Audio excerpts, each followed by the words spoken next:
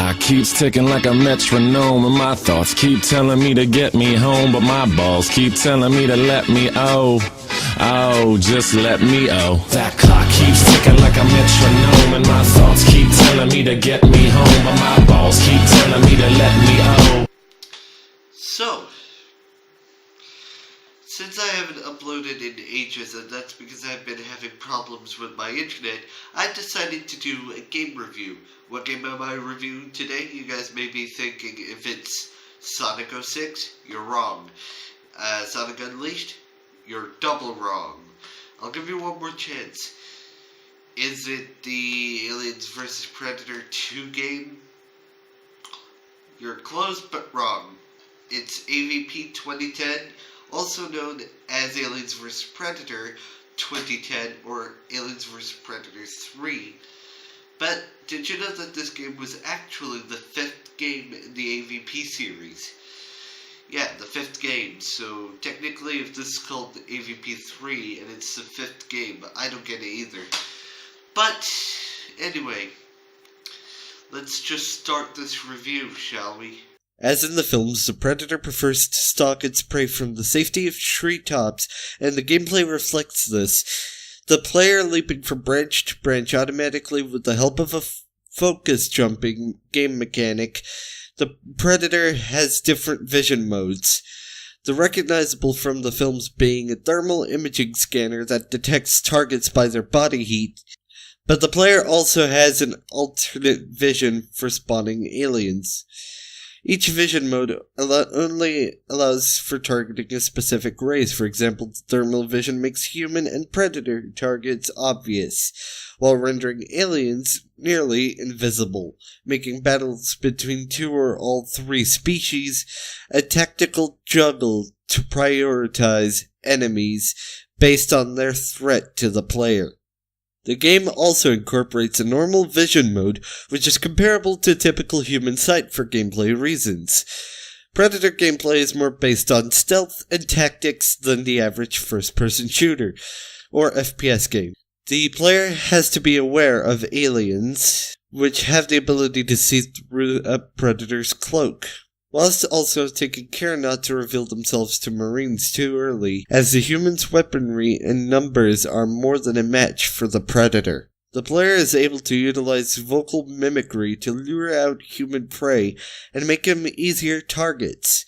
For long-range weaponry, the Predator is equipped with only the plasma caster, but over the course of the campaign manages to secure a smart disc, a combi stick, and the ability to drop proximity mines, stalwarts from the previous games. For close-range general combat, the Predator has 2 retractable wrist blades on each of its arms. Unlike many other games featuring the Predator, the creature's cloak does not consume energy when in use, and can theoretically be used indefinitely, although it will cut out when firing weapons or attacking an enemy.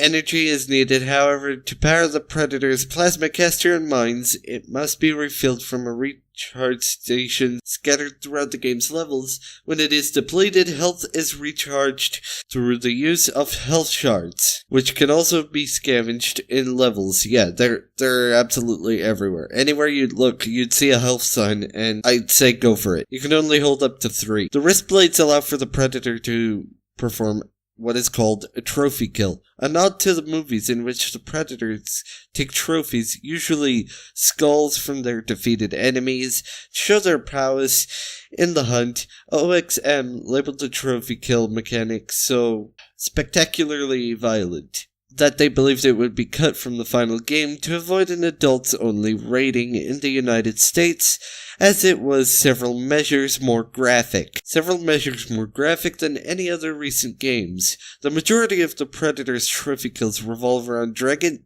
its enemy off balance before impaling it with its wrist blades and decapitating it, whether it's the alien or the human, or the Marine.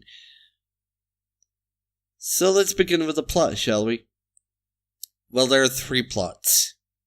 You get to play as 3 different characters. You get to play as the Marine, you get to play as the alien, and you get to play as the Predator. So let's start with the alien. The alien storyline revolves around a xenomorph grown in captivity in the Weyland-Yutani labs on BG-386, codenamed Specimen 6. The scientists at the labs, led by Dr. Groves, observe 6's maturation with interest, none more so than Weyland, who deems it to be smarter than any other xenomorph he has encountered. How many xenomorphs has he encountered? Sometime later, Weyland opens the Yaoja pyramid located beneath the research complex, and in doing so releases a massive EMP pulse that cuts the power to the labs, including 6's restraints. Now, what is a Yaoja? Well, we'll get into that in a second. 6 breaks free and quickly frees the matriarch. Yes, that's what they call it in the whole entire game. The matriarch, meaning it's the queen alien, and his fellow aliens. Utilizing vents and sewers to avoid detection, Specimen 6 goes to the nearby Freya's prospect colony and decimates the population there under orders from the matriarch. Stalking through a thick jungle, Specimen 6 finds more hosts and makes its way into the colony's ore refinery, where it is called upon to protect the matriarch and the newly established hive. Once the matriarch is secure, 6 goes to the combat arena in the Predator ruins on the planet and fights 2 surviving young bloods. Yeah, that's what they call them when they first start out. Attracting the attention of an elite predator who also battles the lone xenomorph, 6 is able to weaken the elite predator, then impregnates it with a facehugger, later spawning the abomination. What is the abomination, you ask? The Pred alien. At this time, the matriarch is killed by Rookie, the Marine, an event that paralyzes Specimen 6 with pain, immediately shipping it off-world for further research. Sometime later, it is revealed 6 has escaped again, matured into a Praetorian, and created a new hive. In the final cutscene, 6 is seen to molt into a new queen, but sadly you don't get to play as her. As a Marine, the game starts above BG-386. Marine platoons above the USS Marlowe are preparing for a combat drop when Dark's vessel comes out of cloak nearby and immediately and swiftly destroys the Marlowe, which is another spaceship, leaving only a handful of Marines alive scattered on other small ships. Major Van Zandt directs the survivors to land. The player's Marine and lapses in and out of consciousness as his comrades are attacked by the xenomorphs on the surface. Eventually waking alone in a deserted part of the colony with his only VB-78 pistol, which can actually do a 3-round burst if you press the L1, but if you press R1 it's just one shot. After all, it is a pistol. On the advice of Corporal Tequila, On the advice of Corporal Tequila, Rookie makes for the wrecked Freya's prospect colony with the purpose of drinking a little bit. I'm joking. With the purpose of joining other Marines already there and getting vital systems back online to help locate any survivors. Once this job is done, the Marines are ordered to fall back to a new rendezvous point. However, they are ambushed and Rookie is captured by a xenomorph warrior in the sewers. Fortunately, he wakes and kills it before he can be taken to the hive.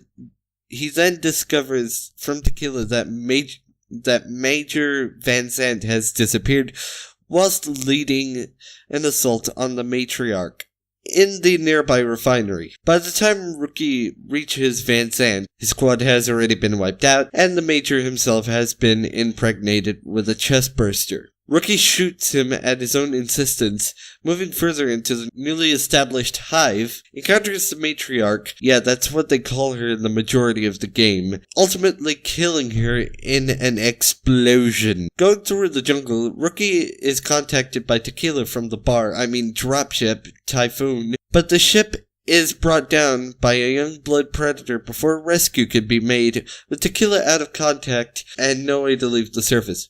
What a dick. Rookie receives the assistance of an administrative android, Katia, from the Weyland-Yutani facility set up around the pyramid. Ah, that's nice. Following Katia's instructions, Rookie is able to locate other survivors throughout the ruins and kill the predator responsible for shooting down Typhoon in a combat arena.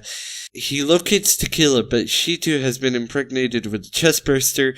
Rookie prepares to shoot her before Katia tells him that she can save Tequila if she is brought to the Weyland-Yutani research labs. While Rookie is successful in this regard, Weyland prevents Katia from removing the chestburster from Tequila. What an asshole! And they are forced instead to put her into a stasis, the alien from birthing. With all the marine dropships and the Marlow destroyed, Rookie is sent to confront Weyland himself in order to acquire his datapad and to use it to recall Weyland's personal transport. Rookie is successful, killing Weyland in the process, who is revealed to be a synthetic, aka an animatronic, or, a robot. Rookie, Tequila, and Katia escape aboard Weyland's shuttle, and the three are seen in cryosleep while the pilots transmit the datapad's contents over the radio. The transmission is received by another unidentified Weyland who studies the coordinates of the xenomorph homeworld on the screen before him. Yeah, I would call these guys a bunch of dumbasses, but then again, it's part of the game.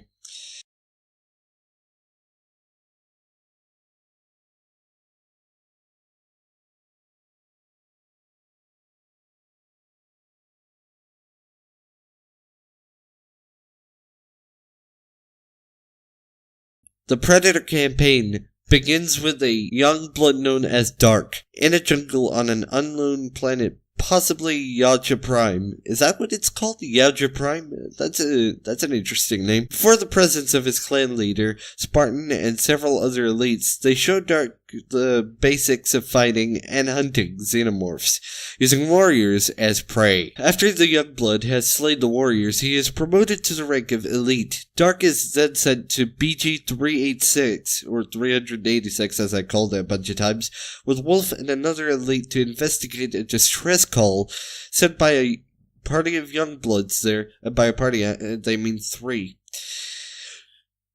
And to ascertain what has happened to the Novice Predators, the three elites discover the young bloods have been killed and find themselves in the middle of a battle between the xenomorphs and the colonial marines. Realizing the infestation on the planet has escalated out of control, the elites plan to destroy the young bloods' equipment and eliminate the matriarch, aka the queen. After disposing of two of the young blood's bodies in the jungle, the trail of Dark's hunt leads him into the refinery, where he finds the matriarch already dead, having been killed by Rookie in the Marine campaign, and the refinery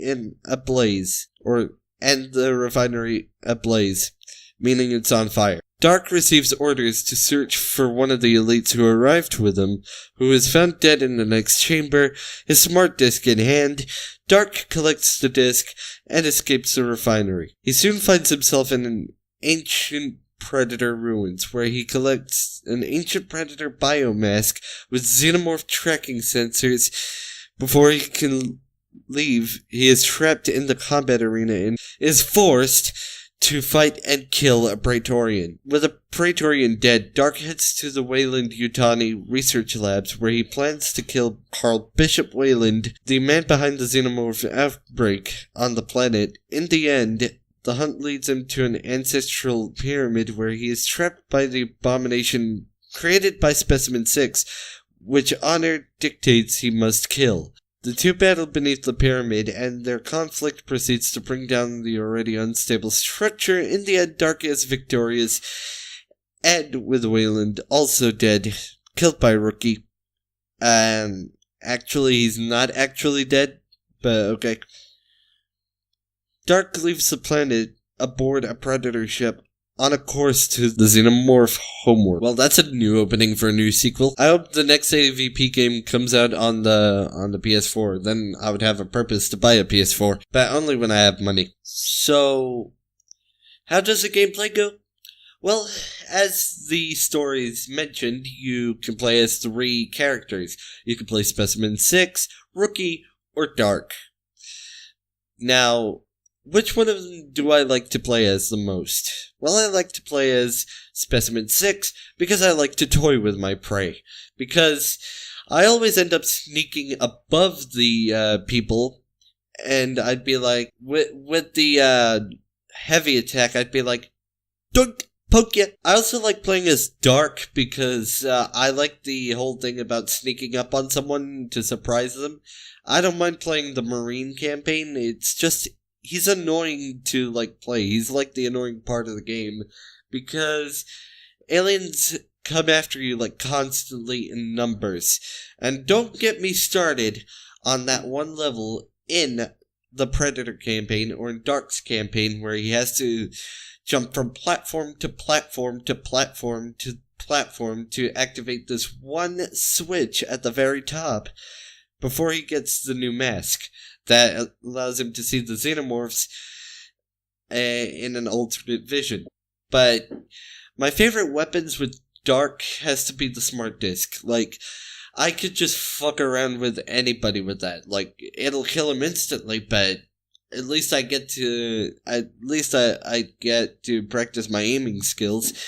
Now, here's one thing that all 3 characters have. Rookie has guns, lots of them, from a pistol to a fucking machine gun to, better yet, a gun that works just like a minigun. But the reticle always homes in on the next alien. Once you kill an alien, the reticle picks another and you can kill that one after. The alien does not have any weapons besides its inner mouth, its tail, its skill to sneak around, and yeah. And it can also use its claws. Now the Predator, oh boy, I like using the Predator. The Predator's invisibility mode, or should I say the cloaking device, I always cloak before I go for my kills because I want to give him a surprise. But I normally use the combi stick, in which I pick it up and then I throw it, hitting someone straight in the head, and then I call it back towards me, in which the people don't know what happened besides the person dying from the combi stick. I also like using the smart disc, as you know, but there's one more weapon that I like to use. I like to use the trip mines, because I put them down on the ground. As soon as someone approaches them, they immediately dodge, but then they die from the explosion. It is hilarious, I have to say.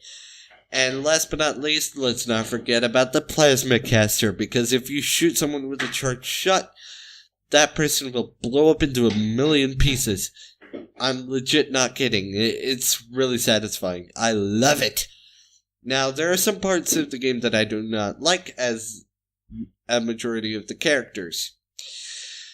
As the alien, I don't like to attack this one dude inside this one building because he'll run away, and it's annoying to, try and kill him and everything, and he escapes momentarily, and then you would have to hide, and that's when you need to kill everyone. But the problem is, however, some of these people could have shotguns. My least favorite enemy in this entire game are the Wayland androids, because they always have shotguns that kill you instantly, as the alien. Now, how does the alien replenish its health without any health shards or stems? It simply gives you a nice little bite to the noggin. Once you're dead, of course. The Predator is, of course, the health shards. And Rookie is like the stem cell, not stem cells, the stems. And the Predator and Rookie get 3 of each item. The alien gets an infinite amount because there's a lot of humans to kill. The androids don't actually allow you to heal up. You'll just get a mouthful of milk for some reason. I don't know if that is actually milk. Is it actually milk or is that oil? Because if it's oil, then how come the alien isn't choking on it or anything or being poisoned by it? And how does the alien even eat, though? Like, does it just shove its tongue inside someone's head and just sucks their brains out? Is that how they eat? But anyway, as a matter of fact, I do love this game. But there are some flaws that I don't like about it. But my favorite levels with each character, the Marine has to be the refinery. Assuming if I do end up, I meant the fight with the matriarch or the queen. The Predator has to be the ruins, the Predator ruins.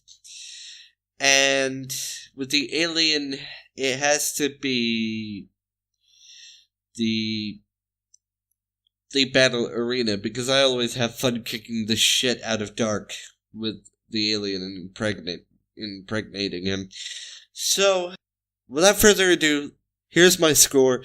This game gets an 8.9 out of 10.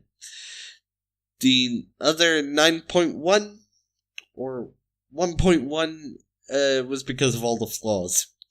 But anyway, I hope you guys enjoyed the review. It took me a while to make this, and I hope you guys enjoyed it. Anyway, I will see you in the next video, and hopefully it will be a much simpler review. By the way, making reviews isn't that easy. You have to do everything in one shot, and if you don't do anything in one shot, then, you might want to, redo the recording, which is kinda, annoying and stuff. But anyway, I'll see you in the next video. Drop a like, turn on that bell, follow me on Twitter, follow me on Facebook, and, of course, see you later. Peace. Okay, here we go. Freestyle Friday number 9. Now, before you jump the gun on anything, this is supposed to be like a house party type song like 2004, so sing along when you can. That clock keeps ticking like a metronome, and my thoughts keep telling me to get me home, but my balls keep telling me to let me oh. Oh, just let me oh. That clock keeps ticking like a metronome, and my thoughts keep telling me to get me home, but my balls keep telling me to let me oh. Oh, just let me oh. That clock keeps ticking like a metronome.